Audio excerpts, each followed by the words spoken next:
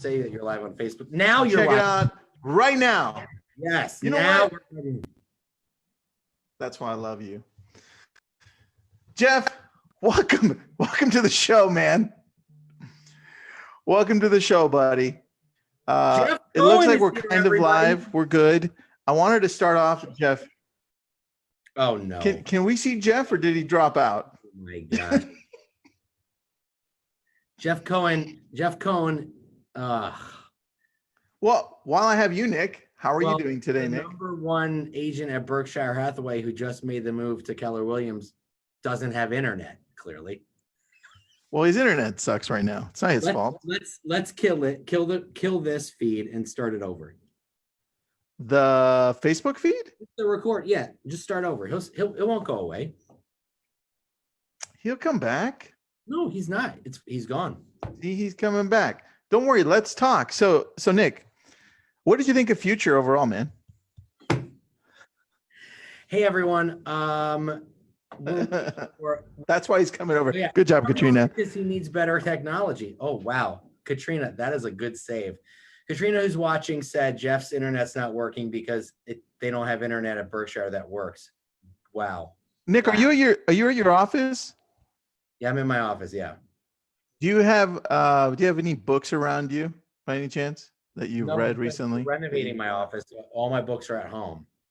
Oh, I wanted to go over the books that you're reading. Goodness, Jeff. Oh, that's your iPhone? Jeff. All right, guys. I came in on my cell phone. Hey, Jeff. I love it. The reason you switched to KW is because at Berkshire they don't have internet, and that's why. I'm not even going to answer that.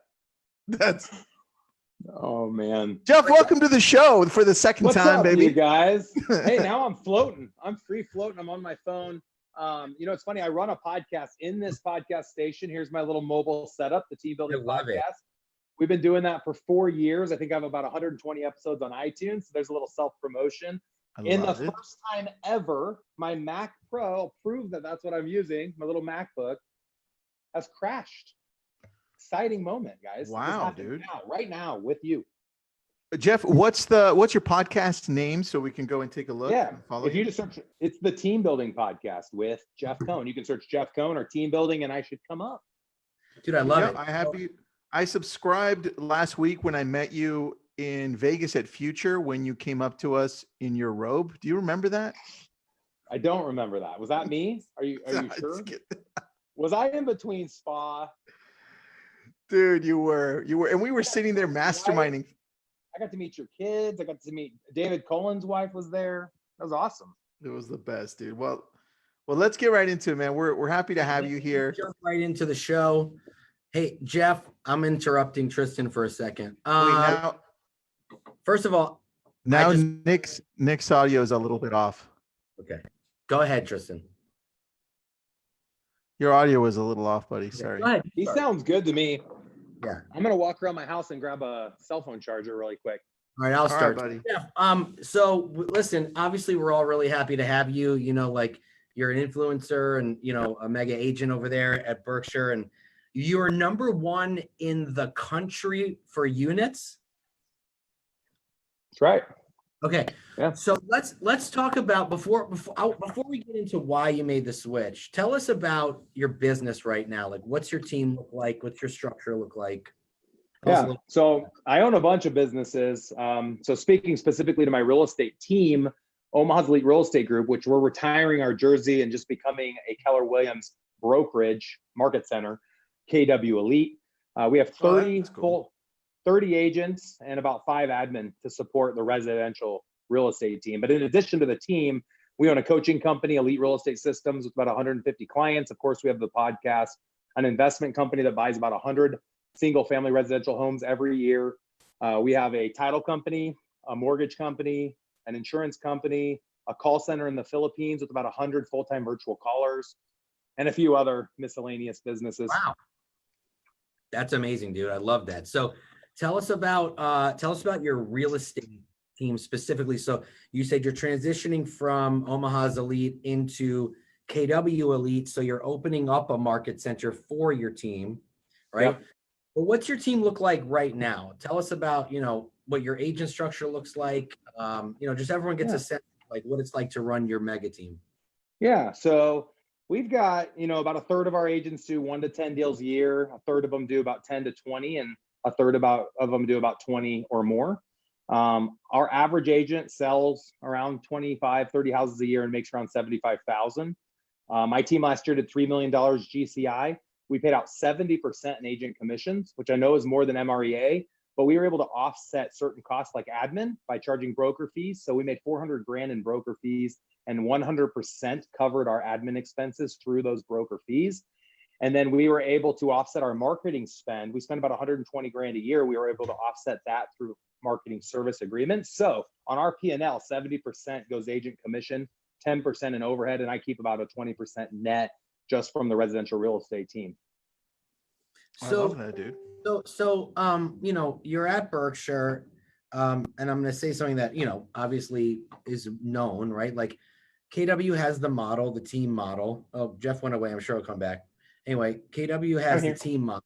Berkshire doesn't technically have the team model, right? So I know when we were talking the other day, you started out at an indie and you started your team there. So who was it that guided you to start scaling and growing your team when you didn't have, a specific model in place to follow? Or maybe you did.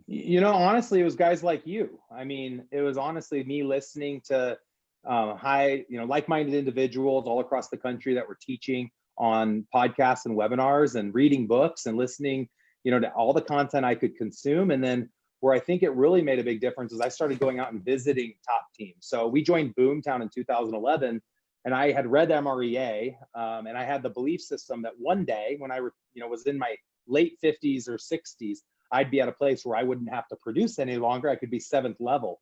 And so when we joined Boomtown in 2011, I was still producing. I was making about 350,000 net, selling about 50 houses a year. And I didn't have any agents really at the time. My mom and dad were on a community team with me, so we each would eat what we killed.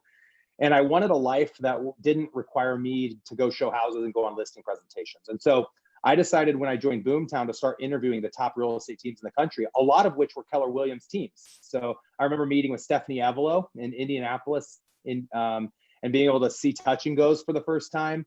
And it's so interesting to me as you hear about people, like we sold 600 houses last year. Our best year was 730. And I'd go out and visit teams that were doing 200 or 300 and think, how did they ever accomplish that? Like, that just seems so big. How did they do it? And the thing that I learned, and no one take this wrong for the teams I visited, but no one was that special.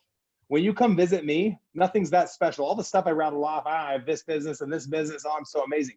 It's not that hard. It's honestly pretty simple. We'll get into that a little bit today. The hard thing is to do the small and simple things consistently over long periods of time. That is what I've done well over the last 8 years. 8 years ago, 2011, I'm an individual agent selling real estate. Today, I have 7 businesses, 8 businesses, and the sky's the limit. I want to be in 100 locations, in the next 5 years. And that's one of the main reasons that we joined Keller Williams. Hey, can I just say something to that about how you're saying it's the simple things that you do consistently? That is such that right there, everyone should pay attention to that. Because whenever I'm at Mega Camp or Family Reunion and I see the big agents on stage talking about what they're doing, you expect for the first time you go, you expect them, you're like, oh, I got to go hear what, what Bob Lucida is doing, because like, I bet you it's like crazy, right? But it's not, dude. It's just, they're just doing what needs to get done on a regular basis. Like, it's not fancy, it's not sexy, it's not shiny. They're just doing it. And it's really simple stuff. And that's what a lot of agents don't understand. All you got to do is the work. That's it. Yep. Nick, we host a workshop in Omaha, jeffsworkshop.com. I'll do a little plug. The end of January, the end of March, it's an all-day crash course team building workshop. We've hosted thousands of agents across all brokerage brands at the workshop. And it's essentially the download. And when we ask for feedback, people say, is it really that simple?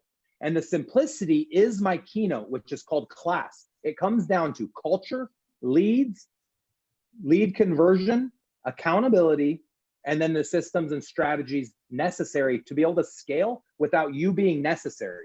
Too often, we're so used to being rainmaker agents who produce, and we live off the endorphins that we get every time we close a deal. And we have such a hard time disconnecting from the transaction because we don't want to lose $3,000 or $5,000, and we get stuck in this rut of a job rather than being an entrepreneur and owning a business. That's very true. Jeff, I have a question for you about your organization for your business, your real estate business specifically. Can you go over who runs what and how many people you have on the team, just so that we get a clear vision of what that looks like? Absolutely. Yeah. So our hierarchy, agent facing, we have a success manager. I think that he would be in the role inside KW Speak, and you'll have to correct me if I'm wrong on some of this, but he would work as like the designated broker and the productivity coach. He meets with all the agents, or I should say the team leaders. We have teams within my team, which now we're a brokerage, so we have teams within our brokerage, but we started adding teams 2 years ago. So agents inside my team could have teams. And so Andy's role was to meet with all of those agents every week for about 15 minutes and track their key performance indicators and hold them accountable to the goals that they had set, both inside their real estate job and their real estate business and outside of their job and their business. And we call that career visioning, where we're making sure that they're taking all of the success that they're having and actually doing the things they said they wanted to do once they had experienced that success. Well, so far you've got a couple of the KW terminologies down: career visioning and productivity coach. You're almost there. Okay. However, soon they're just going to be PC and CV, TL, MCA, OP. Well, I'll teach you all the acronyms at some point. Love it. I need to learn it. So back office is our operations manager, Kevin McGowan. He's overseeing the administrative staff. I think he's the MCA. He's overseeing all the back office processes, paying out commissions and doing all of that. So I wanted to get to a point. I talk about fluffy cats on the podcast. I literally had an admin person tell me about a new cat that she had purchased. And for fun, I'd sometimes do these little experiments. I wanted to see how long I could engage with her in a conversation about the cat. How much time would she waste of her day and mine telling me about a fluffy cat? And I got her to talk for 45 minutes about it, and she would have kept going. And I use it as an example because it's funny. And I'll say to people on the team, that's a fluffy cat story. And I'm okay with fluffy cat. I'm a 99i, but give me a fluffy cat when you buy me lunch or when we go to dinner or at a weekend party, not during my work day. I don't have time for fluffy cats. So today, when I have issues, anything anyone brings to me, most of them people have learned now that not to bring them to me because I'm not the right person to solve the problem. First off, don't solve the problem. If you solve it, they'll keep coming back. Second, have a person to solve the problem. So I'll say, that's an Andy question. That's a Kevin question. That's a John question. That's a Jane question, and point them to the right people. I didn't want to be the guy having to solve everybody's problems. I love that, dude. I love that, dude. So besides your success manager and your back office person, what does the structure look like? Because you have a team within a team. What is that like? So first off, I'll finish off with the org chart. So we have a full-time trainer. We have a full-time sign runner. We have a full-time showing assistant that shows properties for the buyer's agents. Okay. We have 2 full-time virtual callers. We have 2 full-time transaction coordinators. So my belief system is that an agent that's servicing deals will make the most amount of money in the least amount of time with the least amount of energy by prospecting to their SOI and meeting with their clients to share with them a buyer presentation or seller presentation and getting the client to sign an exclusive buyer agency agreement or a listing agreement. Everything else should be outsourced. The highest income producing activity is getting the lead under contract and then handing it off to someone else. And I'll prove it by telling you what I choose to still do today. Anyone that reaches out to me to list a house in my personal sphere of influence, I let them know I no longer service listings, but I would love to meet with them for an hour and introduce them to one of my top agents. And I go on the listing presentation. I do no preparation. Someone else to the CMA brings the iPad, does the sign, everything. And I go with them on the pres for 1 hour. And I keep 75%, and then I refer it because it's all teed up. I refer it off to one of my listing partners for 25%. Our average commission in my market is $6,000 on a listing. So I'm keeping $4,500 by going on a 1 hour appointment. That's $4,500 an hour. That's like $5 million a year if I could fill 8-hour days, 5 days a week in listing presentations. That's how it breaks down. $5 million, Jeff. So I don't have enough, unfortunately, people in my SOI wanting listing presentations. But if I did, that's what I'd be doing because it's my highest income producing activity. So the challenge for agents is they get stuck in the minutia. They're doing the paperwork. They're getting a coffee. They're floating around with their papers and their flyers and their open house signs and all this minutia that's $12 an hour work when really they should just pick up a phone and do the thing they're trying not to do. And that's called prospecting, door knocking, open houses, engaging with people wanting to buy or sell, and then talking to that person about buying or selling, getting them to sign exclusive buyer agency agreements, listing agreements, and turning it off to someone else. So if you have a team in the beginning, I call them Navy SEAL teams. In the beginning, when you're still in production, you should be turning over your buyers. And then when you get to a point where all of those buyer leads are making you the most money you've ever earned, you should quit working the listings and do kind of my strategy, the hybrid, where you're just going on the list pres and turn the listings over to somebody else. But I have a free PDF if you guys want to download it. It's jeffsbusinessplan.com, JEFFS businessplan.com. You can download my exact org chart of how I got to where I am today. In 2 years, I stopped producing. So I sold in 12 and 13. I remember I told you I thought I'd be in my late 50s, early 60s. Hopefully I don't look that old. I'm 38 years old as of this last November. You look fantastic. Why, thank you, Nick. So anyways, that's kind of the story. I love that. Dude, so I'm gonna download that business plan. Go ahead, Tristan. Sorry. it's the website is jeffsbusinessplan.com. Yeah. That's right. Right. All right, good. And then we had a question from the audience on something you said before, where it was Jeff's workshop, and that was a class. You went into culture, leads, and lead conversion, Accountability, systems, and Accountability. strategies. All right, Yep. And that's cool. my keynote. So like I spoke all 2019. If you want to see me speaking on stage for an hour teaching my keynote, you can have a free download right now. Sorry for all the links, but this is what we do with all of our podcasts. I share these links. It's jeffskeynote.com, JEFFS keynote.com. You can download my actual keynote presentation. It's a 4-hour presentation, but if you want to watch me present it at Boomtown Unite in March of 19, you can see it right inside of the actual keynote. You'll download, you'll hit play, and it's 45 minutes of me taking the audience through class. I'll put those links in there as well. So I'll just Thanks, you guys. them with you right after. Jeff, you mentioned at the very beginning that you're doing a lot of things. You have 7 businesses, right? And you're expanding. And then what brought you to Keller Williams was you felt like you had a better ability to be able to expand everywhere. Can you go into that? Because I want to know what you mean by that. Well, can I ask I'm so glad. a question before we get to that? Because I feel You know like what? Go ahead and ask a question before the question that I asked, Nick. Go ahead. I was going to say that question is like, You two are so much fun, by the way. oh, I loved watching you guys at FutureCon. You did an amazing job. You keep the audience engaged. You are awesome. I So appreciate thank you it, for being man. you.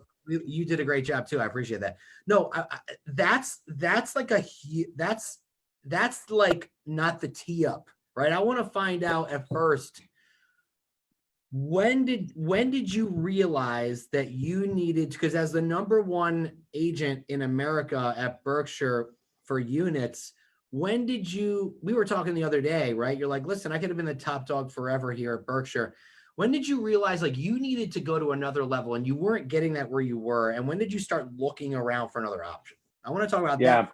When you found KW, jump into Tristan's question. So I listened to somebody speak from within Berkshire Hathaway, and I won't name the person, but when I was literally on the stage after getting the award for being #1 inside of the company last year, this particular person said that based on all the units that sold in a certain percentage made sales from companies that you'd consider influencers. I'm sorry, not influencers, but hey Jeff, say that disruptors. again. Say that again. You cut out a little bit. All the units. Can you hear me now? Yeah, all the units sold in some. Yep. In 2018, out of all the units in 2018 that sold, only a certain small percentage made up what you would consider companies that are disruptors, like your Zillow or your Redfins or your Cash Offer. And that we didn't need to be concerned about the disruptors that were out there in the industry because it made up such a small amount. And in my brain, at the very moment that was said, I thought of the CEOs and the board of directors at Blockbuster laughing about Netflix, going, we don't need to be concerned. That's only makes up 10% of the sales for entertainment. No worries at all. We're good. And Taxi saying the same about Uber. Everybody making fun of technology, just like they're making fun of Gary today. And I think when we look back in 5 years from now, like I said to Josh Team in my interview at FutureCon, when he said, what's going to be the biggest thing when we look back, we're going to see that technology was crucial and that any real estate business that was going to be successful going into the next decade needed to make technology the #1 focus while keeping the agent at the center of the transaction. What we're going to see happen is brokers are going to adopt technologies that eliminate the need of having the agent. And the agents are going to start losing their commissions because the broker hasn't put a focus on that. Well, Keller Williams is the only agent-focused brokerage I've seen in the country. Every other traditional brokerage props up the broker and the investors and not the agent. Keller Williams flips it upside down. Gary Keller props up the agent and the team lead and not necessarily the broker. I get shivers talking about it because it's not just words, it's actually reality. And that perfectly segues us into why I chose to join KW. Dude, all right, well, question dude. here. Fired up, bro. I'm fired up. I want to ask you a question because some people are thinking they just want to ask you, but we're going to ask you, why not EXP, man? Because they're touting the same thing, which is, you know what, we have tech, we're forward thinking, and we're doing this and that. Why not EXP? EX who? No, seriously though, come on. No, I'll tell you right now. So you LMNP? LMNP. Sorry. How many of us have been invited to parties where somebody talks to us about this amazing opportunity, and all they ever talk is about the opportunity, but at the party they're selling product, but they're never talking about the product. They're talking about the opportunity. I've never had an EXP agent come to me and tell me how EXP better serves the agent or the consumer. All they tell me is all the money that I can make by getting other agents to join EXP. I don't want to be a part. I don't want to be a part of a business like that, because what I believe will happen, sorry to everybody at EXP, but this is my belief. What I think is going to happen is that they're going to keep getting the next generation of influencers, then the next generation, then the next generation. When the last generation of influencers join and there's no one else left, they're going to realize there's no money and they're going to leave like a Ponzi scheme. Each layer is going to start leaving. So EXP is a great play if all I cared about was making money in the next 5 years. I care more about changing my life and the lives of others by creating a truly sustainable business that's going to exist in the next decade. And I don't think that EXP is that business. You know, Tristan, that was a great question because, you know, I'm a team leader of a KW market center, and I've had a few of my agents come to me and they talk about EXP, right? And I go, listen, let me ask you a quick question. What would you rather be? Would you rather be a full-time recruiter, or would you rather grow an amazing business that you can leave a legacy with for your family? And they go, well, I'd like to grow an amazing business. I go, cool. At EXP, that's not what you're going to do. I go, at KW, my job is to grow the office. Your job is to grow a real estate business. At EXP, your job is to grow the office. And then maybe you'll sell some houses on the side. Yeah. Right. And so the thing is, I have broker metrics and I look at agents who leave us in my region and go to EXP. And within 12 months, their business is down 50% almost every time. All right. And that's not true for everyone. So someone like me who has huge influence, I could have gone to EXP and gotten thousands of people to go to EXP and printed money for a few years. My problem is not that you can't make even possibly more money. My issue is that I think fundamentally it's wrong. I think the model is broken because I think the model is not consumer focused. I think the model is agent focused to make them more money and not serve the consumer or teach the agent how to build a business that's going to last as this new technology play starts to happen. I agree with you. And you know what? I wanted to see what your response was. I like it. Let's move on from EXP, but we're all in agreement with you, Jeff. You asked. You started my joke is EXP. I asked Jeff. I didn't expect Nick to jump on as well. So I'm a team leader of a market center, dude. You don't expect me to talk about it? I have no idea. You know what? Let's interview Nick now, Jeff. Go ahead. Let's go ahead. You guys are adorable, Jeff, by the way. Jeff, okay, so I love watching the banter. It's hilarious.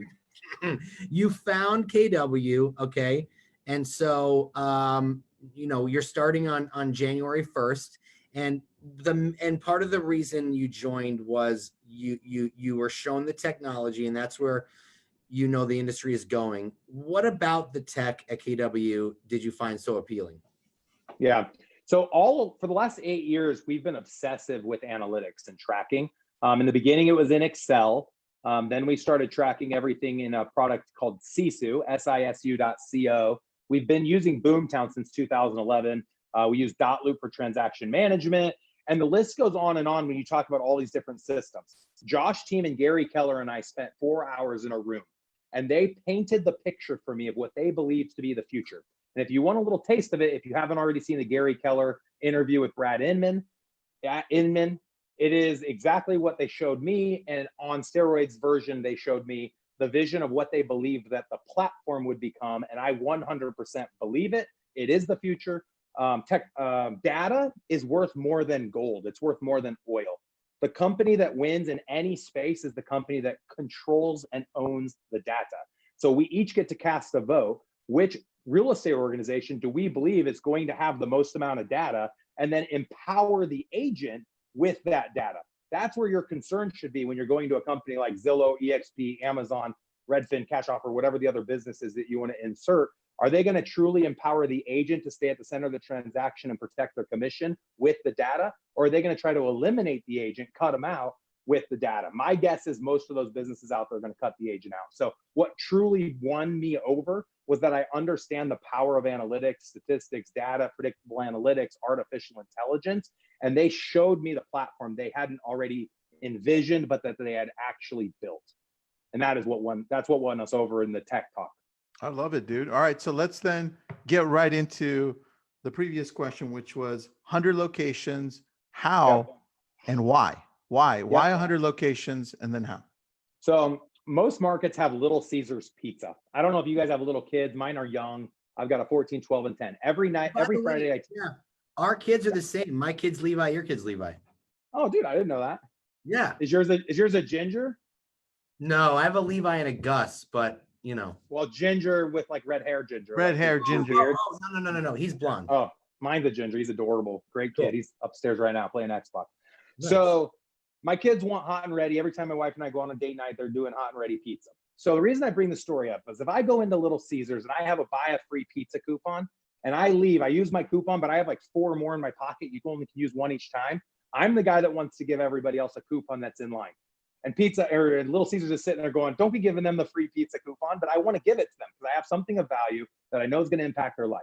So once I built my team, we went from 70 to 700 sides in 6 years. I went from being a full-time agent working 80 hours a week, missing out on all my kids' stuff, missing out on my relationship with my spouse and my friends and my parents, sacrificing a lot, just like a lot of people listening are doing now. And I found within 2 years something that allowed me to stop working in that world and build and scale a business that brought value to others. There's nothing I'm more passionate about now than teaching people to stop selling real estate and focus on building a real estate business that can grow and scale without them. So my vision nationally, when Gary Keller sat with me, he said, Jeff, what are you trying to accomplish? You need to decide where you want to go before we set up a plan, obviously, to get there.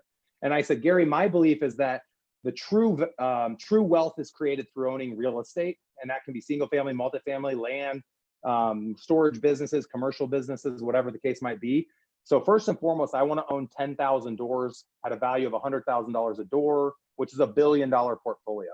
And so to be able to do that, I need people to help me deploy capital. And I already have the capital. I just need the boots on the ground to go on the appointments, to follow up with the leads, and to deploy my capital, essentially. So I said to Gary, I think that I can accomplish 10,000 doors in about 30 locations. And he said, that's interesting, the number 30, because he had 30 regions to begin with. And I said, I might be 30, it might be 100. It really just depends on the markets in each place. So when I say the word semantically expansion, I'm not talking KW expansion talk. All I'm saying is that I'm going to have expansion arms that do one of 4 things, or all 4. One is expansion, like the way you guys talk about it, where I get a percentage of each of the sales that take place in the business. There will be a little cap per agent. One is just coaching, which we're doing now. We have 150 expansion teams right now that we coach, that are team leaders. The third is partnering in ancillary businesses like mortgage and insurance. And OKW already has a solution for mortgage and insurance, but for teams and brokers that want to start their own, I have a solution for that. And then the fourth is in investing. And it could be all of them. It could be one. I'm going to let each location choose what they want and what's the best fit for them. But my belief is that sooner than 5 years, we'll have over 100 locations that are doing one and or all of those 4 things. Are you doing the investment as a team, as an LLC where your whole team can invest, or how does that look? So let's say, Tristan, you and Nick and I want to go together in a portfolio deal. We'll deploy capital 50-50. So like right now in Omaha, I'm spending 20 grand a month, and it costs me about $4,000 to acquire 1 door. And in equity, we're making $22,000 in each door. So if we sold it off as a flip or as a whole tail, we'd end up netting 22 grand, but we're closing on it. And we have a way to close on it without most of the time, without putting any money in. There's some costs that are required to fix it up a little bit before you rent it out. Mm-hmm. But my offering to anyone that wants to partner in investing, there's 2 offers. One is we go 50-50 on all the marketing. I Mhm. use your team to go on the appointments and put the deals under contract. There's a lot of traditional listings that will come out of it. So 70% of the appointments you go on, they list traditionally. We don't end up getting to buy it at 30% below market or 20% below market. They just list it and then pay us a referral fee, us being you and me, if we paid 50-50 for the lead.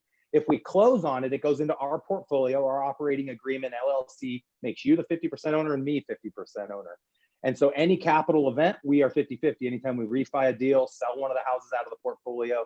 But I'm only going into business with someone that wants to have a 100-door portfolio. So a $10 million portfolio or bigger. So depending on your price point, these numbers all work. If you're a 200,000 price, 300,000 price, the goal is 10 million per portfolio. So you're looking for hold and, well, you're looking to Number hold. one's hold, but you're going to come across wholesales, and flips, and traditional listings.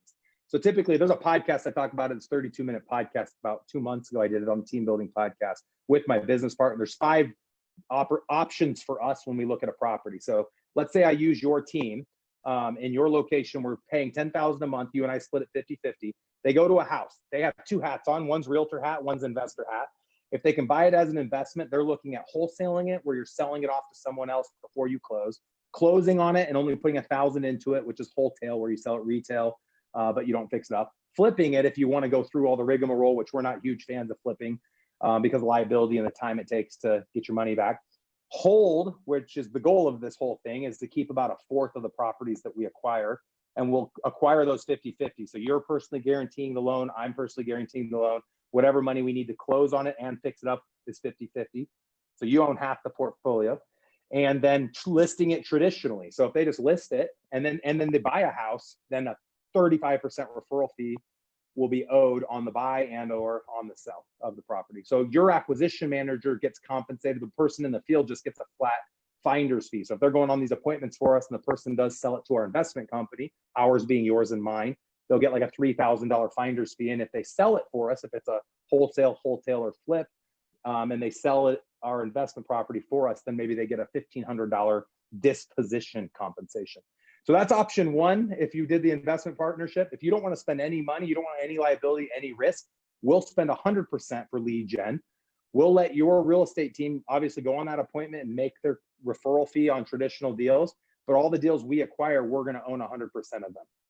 So if you want to own part of the portfolio, you got to put skin in the game. We're using our best practices from a lead gen standpoint. We're using your boots on the ground from a physical go on the appointment standpoint.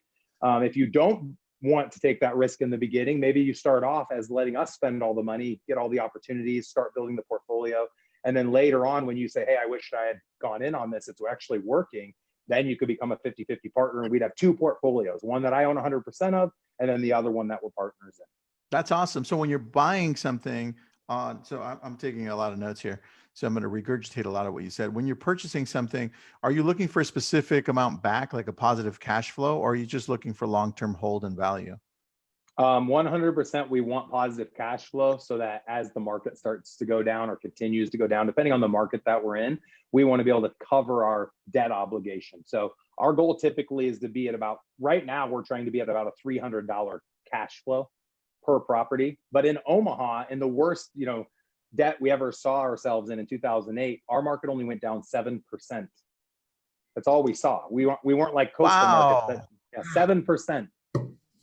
Really? So insanity, it's a pretty safe place to deploy capital. So in the beginning, while the market's where it's at, where I think it will continue to go down for a couple more years before we see another, I don't think there'll ever be another huge crash, but it obviously is depreciating in some markets. We want to probably deploy most of our capital in the Midwestern states. And then when we see huge depreciations on the coast, we'll probably then deploy some capital on the coast. It's kind of our vision. And we don't have it all figured out, guys. I know it works here, and I'm in investment groups. I have friends that invest in real estate all over the country that are doing really well at it. I'm pretty confident. I'm gonna put millions of dollars towards this. I'm confident enough to put some money at it. I just need to find the right people, and I don't need, like Gary Keller said, he wanted to create 32 millionaires. I want to create 100 millionaires. So if it's something you're interested in, you want to partner with us on it. We work here in Michigan. There you go. So if you want to partner with us on it, we're going to actually use HubSpot to create like a page people can go and log in and tell us what their goals are and what they want to accomplish, what their teams look like. I don't have that yet. For now, you'd have to email me, and I don't want to get a million emails, but Should I share my email address? Yeah, go ahead and share it, Jeff. Why not? Don't share it. All But right. I was going to say we should talk about that because the average price point in Michigan is around 150. So it could potentially work. Look at Nick angling. I love you guys. No, dude, Entrepreneurial spirit, Nick. I would do the same if I were you. you don't want to work. Jeff, You don't want to work with Tristan. It's too much liability. Listen, Look who's talking Jeff. with the ugly sweater. Come on. Jeff at omahaselite.com. There you go, Jeff. All right, Good job. okay, Boom. Jeff, listen, you asked for it, buddy. You asked for it. So anyway, just preserve the Detroit metro area for me when you're ready. That's all I'm asking. I love you guys. Hey, let's let some people ask questions. One of the things I hate about most podcasts, I don't get to ask any questions. Anything you disagree with, because I know I have haters out there, hate on me a little bit. Let's challenge some of the things I talked about. What do you think doesn't work that I said today? Where do you think that I'm embellishing?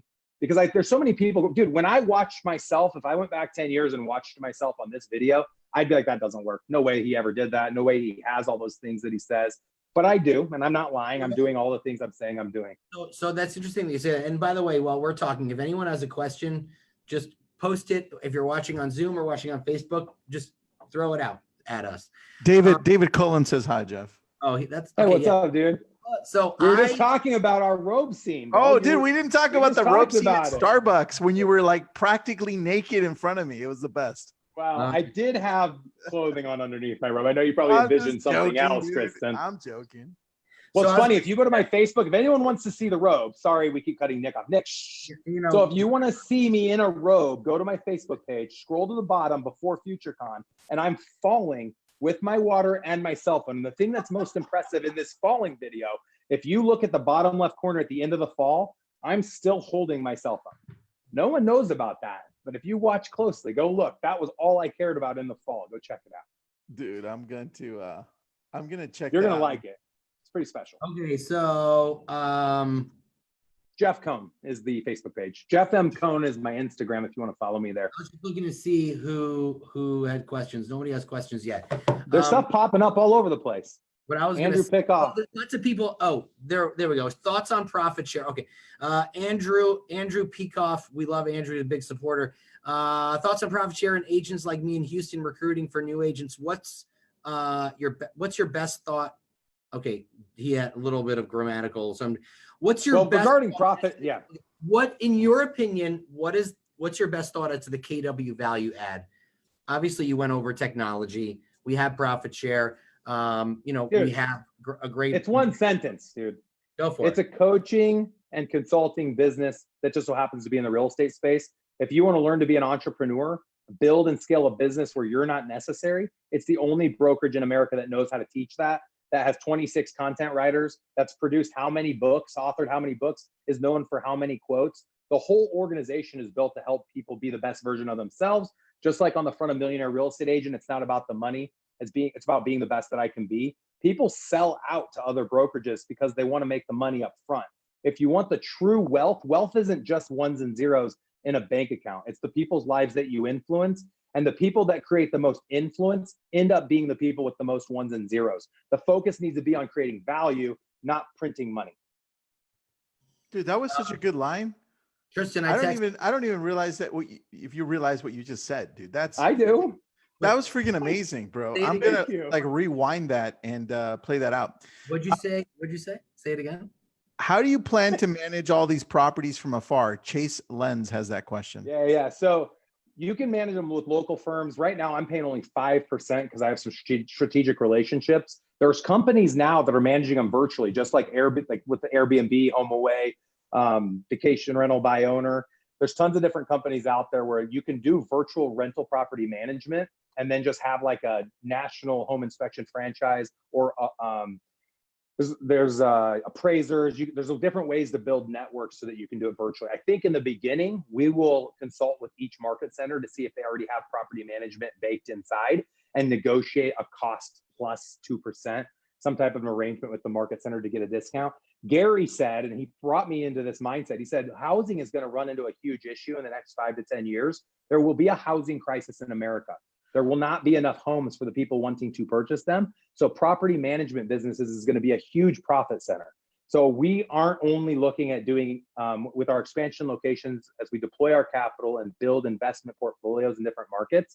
We see owning and expanding property management businesses as being another huge opportunity when it comes to multiple streams of income. And the beauty within KW is we can do it inside the market center and make it a value add for everyone in the market center. And same with the investing.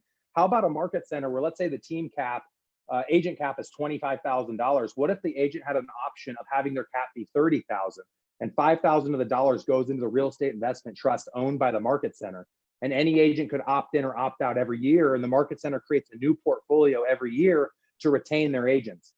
I have so many ideas around this because it's the thing that is so deflating to me is as you watch high net worth individuals make more and more money, they say the rich get richer, the poor get poorer. Not very often are they bringing other people into that opportunity, the little guys. And I was the little guy. I was in the trench. I started with $50,000 in college debt. My parents didn't pay for college. I got married when I was 22, had my first kid at 23. I had $100,000 in credit card and student loan debt and had to build up to this point. I was in the trenches. I've done every job. I did sign running. I did door knocking. I did outbound cold calls. I know how it hurts. I know the pain and the fear and what agents experience. A lot of the agents even listening today. And I was not given opportunity the way I expected. I thought other people would tap me and say, hey, Jeff, come invest in this. Hey, Jeff, here's an opportunity. Hey, Jeff, partner with me on these different businesses. Well, guess what? No one showed up on my doorstep to give me a handout. And if you're waiting for someone to show up on yours, they're not going to, other than me here, standing here saying, hey, here's some opportunities. If you're wanting to partner up with me, I'm willing to go the distance. If you're a hard worker and you're honest and you're willing to put in the hours, it's just the small and consistent things over long periods of time that will get you the results you want. There's a lot of questions now, Jeff. So I'm just gonna throw a few we're just gonna throw a few at you, okay? Sherilyn Voss says her 10-year-old son loves your voice, by the way. Oh, thanks, buddy. Cool. So you mentioned before, technology was one of the value propositions for you. Steve Lamoth is asking, what's your first step to transitioning your team to the KW tech, like Command? Love it. I just had a text exchange with Josh Team on Sunday, asking him how soon I can transition or migrate over my 300,000 leads into Command. And I don't believe Command is there yet for the big mega teams, but I think I will let them use us, poke us, prod us, use us as the guinea pig as much as they want to help make sure Command is ready for the big mega team. I'm all in. If you read my articles, my press release, I said I'm all in with KW Tech. I'm going to prove it by offboarding as much content as I can. We'll run both systems parallel because my national expansion network isn't all going to be just inside the KW, flying the KW flag. There's locations that KW doesn't have offices that we might partner with people outside of KW. And in those locations, until we can plug people into Command, which that's coming too, I think. I see a future where the question isn't, are you part of Command? The question is, what brokerage are you at that gives you Command? And I see like a Remax or a Berkshire being powered by KW technology. Those companies to exist in the next 5 years will have to buy into KW Tech. But Jeff, so the funny thing is they sort of are in a sense because KW acquired Smarter Agent and Smarter Agent makes all the mobile apps, and Berkshire Hathaway and Remax and I don't know Remax, but Coldwell Banker, they all use Smarter Agent for their mobile apps. So in a sense, yes, now their mobile apps are powered by KW because we own that company. But everyone will be on Command. Everyone's going to have AI. The consumer is going to demand it. And that's one of the biggest reasons we wanted to migrate into it. Great question, by the way, to the person asking. You're opening up a market center, KW Elite. What are you going to do? Are you going to, you have MC, you're going to have your market center administrator, your team leader. Are you going to be the OP? Are you going to use your existing agents and staff and put them into those places? You're going to career vision new people to take over those roles? Yes, and everything. So OP role is going to be ran by Paul Richardson. He's the person I named as the person I'm going to go in his downline. He was the integral part. He was the one that introed me to Gary Keller and has worked with me for 12 months to coming into from Berkshire over into Keller Williams family. He's going to work as the temporary OP for 1 year, and then we're going to move our productivity coach and broker or designated broker into the OP role in 2021. I'm going to work as TL in 2020. My goal by 2021 is to have no role within the local market center and to focus all of my time and attention on expansion. So I need to get the market center up and running because I know for everybody watching to believe in us and for me to be able to go to your office and teach you how to do it, I need to prove that I can do it inside the KW model. I don't want to say, hey, you know, I'm the brokerage that didn't succeed, but you should still partner with me in expansion. I want to show you that I'm the fastest growing market center in history inside of KW. So our goal is to be the #1 brokerage in Omaha in 12 months. And Berkshire Hathaway has 45% market share right now, and we're at 3% market share. So Wow. just a quick question. Well, another question. So when you were deciding to make this transition, you know, one of the things you said was that KW was a very agent-centric company, and that's what you loved about it. So when you were making this transition, and you probably had a lot of sleepless nights, right? Because you're thinking about your agents, right? Like, is this going to be the best for them? Dude, that was #1. Right. So how did you get them all on board, or most of them on board? And, you know, what were some of the questions that they had? Yeah. And how did you ultimately decide, you know what, like, Yeah. I have to do this for them because you're a team So, leader? yeah, I got an answer. So I've only lost, so out of 30 licensed agents that hang their license with our team, we've lost one person to Berkshire. And the person we lost said that we lost them because I don't offer offices. The funny thing is my current space doesn't offer offices. I believe in a hybrid office where the agent works virtually but has a physical footprint.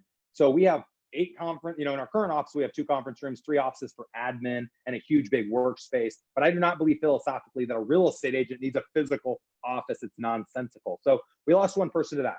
I did have stressful days thinking I'm going to have a hard time getting agents to do it being leave Berkshire to come to KW. But the biggest reason why was because of Berkshire's presence in Omaha, Nebraska. We're in 15 minutes. The Fox News article on Fox Business said Gary Keller kicks up mud on Warren Buffett's face when Jeff Cohn opened up a market center 15 minutes from Warren Buffett's house. No joke, is my new market center. It's like right by Warren's house, right? Just to drive past it every day. We have almost 50, Berkshire, because I'm still there, have almost 50% market share here. The agents, I know this will shock a lot of you, had never heard of Keller Williams. A lot of the agents had never heard of Keller because Keller just has never really had that strong of a name. There is another market center here, and there's a lot of great agents that are at that market center, but a lot of our agents don't understand the power that Keller Williams offered. So first was just that learning curve, spending an hour or so with them, explaining to them the vision and why Keller is so important. But I didn't win my agents over by convincing them Keller was the best option. I had already won my agents over by showing them that a true leader leads by serving their followers.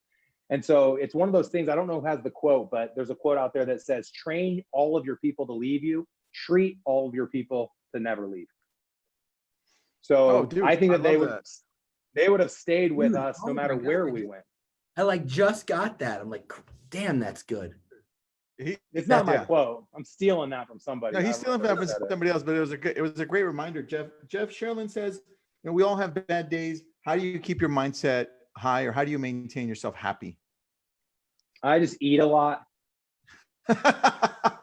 Me too. And Tristan. Every time That's so good. That's exactly what we all do. Let's be honest, though. I mean, really, I do. So using carbs and sugar is really good for me. Look what I'm drinking right now. Your drink. Well, there you go. Look. Oh, we're bang. Bro. We're bang twinsies. So energy drinks help me not be nervous. Like with liquid courage. Working out is big for me. Meditation. I sit in my hot tub or steam room every day for 30 minutes meditating. And when I say meditating, I'm not like zenning, like, I'm just like thinking and processing and getting off my social media and getting off my device, just kind of having a moment. I really am intentional about spending quality time with my family and giving each person. I've not done well in the last couple of weeks. They're probably hearing me out there rolling their eyes going, Dad's a hypocrite. But I really want that to be a focus. And I love what Gary Keller says in the one thing. He said, you know, having a balanced life doesn't mean doing everything the same amount of time, right? So obviously there's times and seasons in our lives where we have to sprint and walk and run, et cetera. So right now is a sprint time for me as we build this out. You know, I've been putting a lot of time and energy into making sure that this is successful. And to your point, Nick, a lot of it is that there's a lot of people that are relying on me locally, nationally, all these ancillary businesses, and I don't want to disappoint them. So people will say, like, what are you most afraid of? I don't care if I fall on my face like I do on that Facebook video that I shared with you. I'm okay to fail if it only impacted myself. But I have my family, my friends, my colleagues, all of the people listening today, rooting me on, wanting me to be successful. And my biggest fear is disappointing them. Jeff, let's go on to that video so people can see it. let me know if you can see the screen. Go on up my and down. See if you screen. can go up See and that? down. I saw this. Is this real? Yeah. So This this real, is dude. I didn't Jeff's. plan this.